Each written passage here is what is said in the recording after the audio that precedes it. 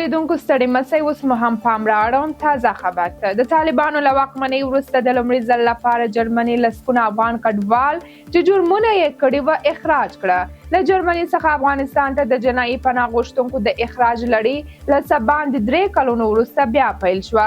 د آلمان د ساکسن ایالت د کورنۍ چارو وزیر ویلي دی چې دغه افغان مهاجرین الوتکه د جمعې په ورځ د اګست په 6 د لایپزیګ هال له هوایي ډګر څخه الوتنه وکړه.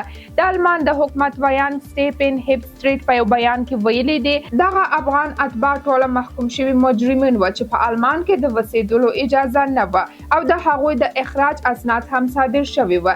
د شپېګل خبري مجلې د راپور له مخې د ترلاسه شویو معلوماتو له مخې د اخراج شوي پناه غوښتونکو شمېر 28 تنه دی. د دې معلوماتو پر بنسټ دغه افغانان چې په جرمونو کې لاس درلود له بېلابېل ایالتونو څخه ساکسن ته لیږدول شوي او د قطر هوایي چلند په یو چارتر شوي بوینګ الوتکه کې له جرمني څخه ایستل شوي دي.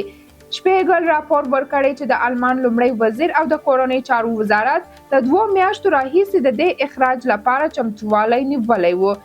د شپېګل په ریپورت کې ویل شوي چې د آلمان حکومت د دغو افغانانو د اخراج په اړه د طالبانو له ادارې سره مستقیمې خبرې نه دي کړې خو له قطر څخه یې د مرستې غوښتنه کړې ده.